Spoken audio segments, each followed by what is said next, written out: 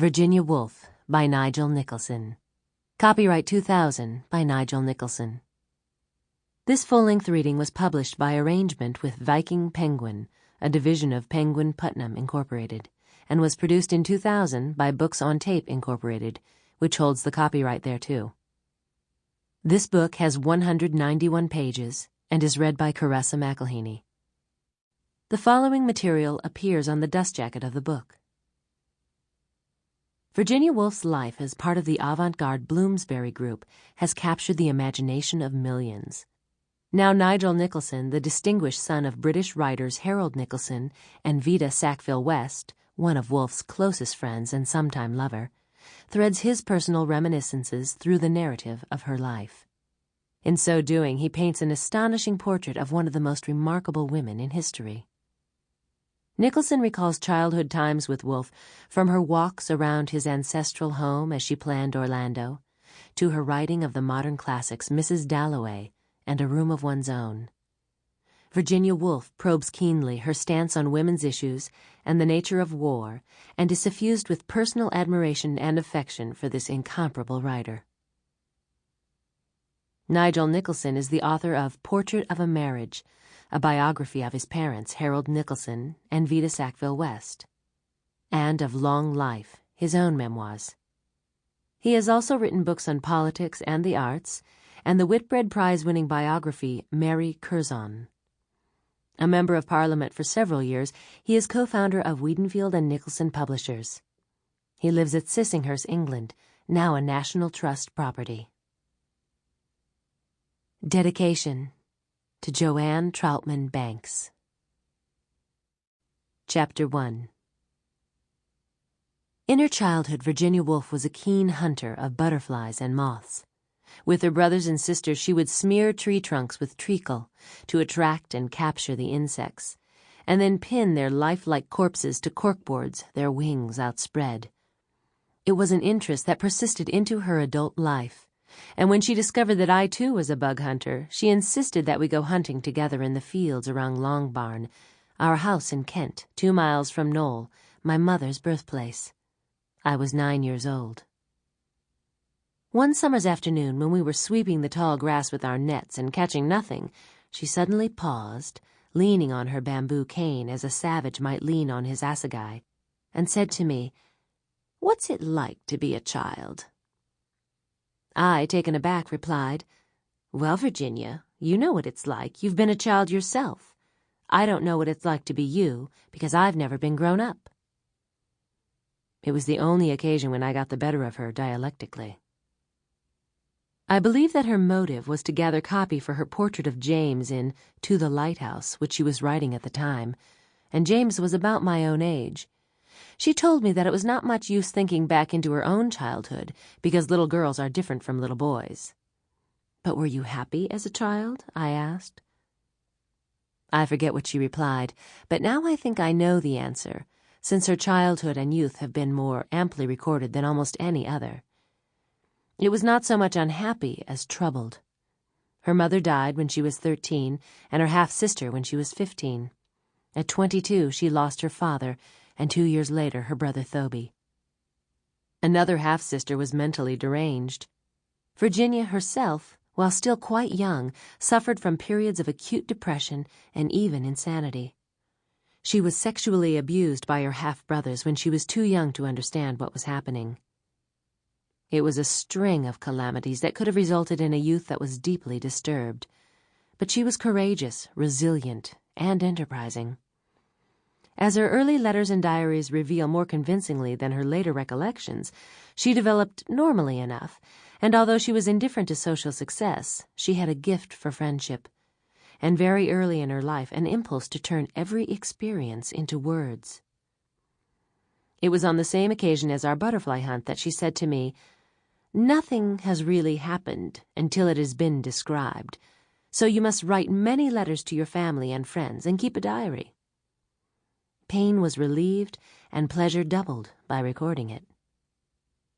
Virginia was born in London on January 25, 1882, the third child of Leslie and Julia Stephen. For both her parents it was a second marriage, and each partner inherited from the other children born of the first.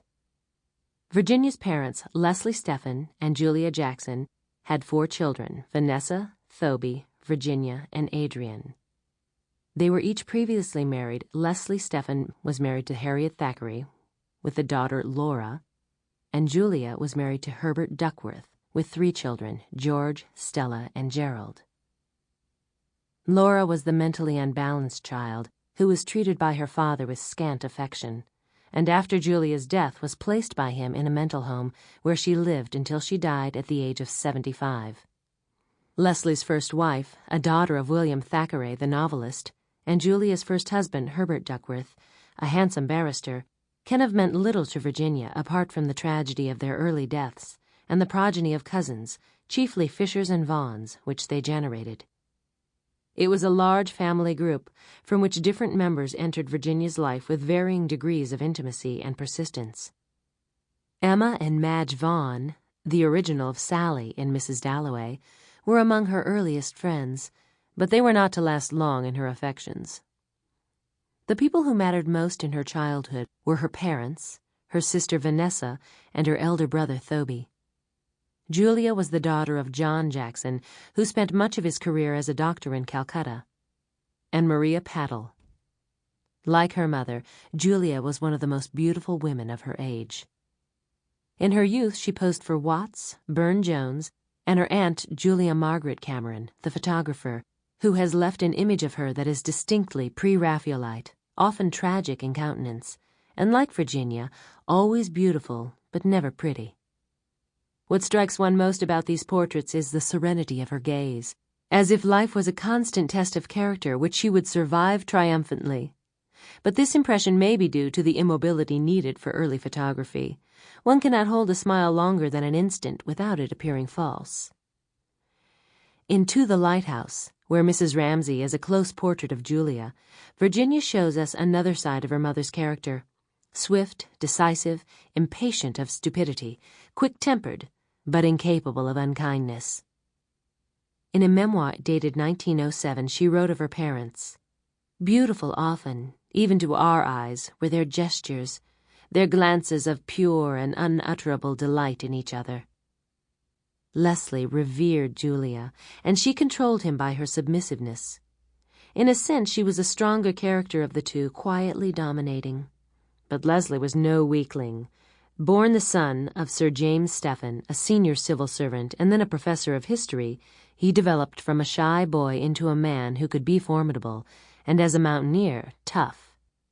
He was ordained a clergyman in his youth, but lost his faith and left Cambridge for London, where he earned his living as a literary and political journalist, and became a leading intellectual, the originator and first editor of The Dictionary of National Biography, a friend of Meredith, Henry James, Tennyson, Matthew Arnold, and George Eliot.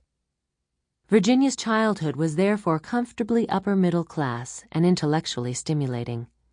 They lived in a respectable Kensington cul-de-sac, 22 Hyde Park Gate, where 7 servants ran the house under Julia's direction. The weekly journal, Hyde Park Gate News, that Virginia and Vanessa began in 1891 and sustained for 4 years, portrays a lively, talented, funny family in which tensions were cushioned by mutual affection. The older members supported the younger, and the younger amused the elders. Virginia's talent for fiction developed early. When she was only 6 or 7, she wrote to her mother. The letter first surfaced in Joanne Troutman Banks' Congenial Spirits.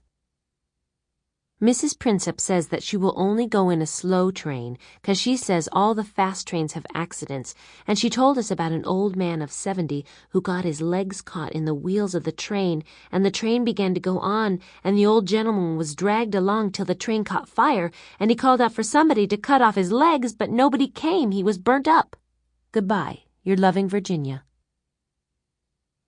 The legend that Leslie was cantankerous and indifferent to his children is not confirmed by the many references to them in his letters to Julia, now in the Berg collection, New York Public Library. He called them his ragamice, and Virginia was Ginia. "Kiss my ragamice and Ginia. There will be no more of that breed." Little Ginia is already an accomplished flirt. I said today that I must go down to my work. She nestled herself down on the sofa by me, squeezed her little... Sample complete. Ready to continue?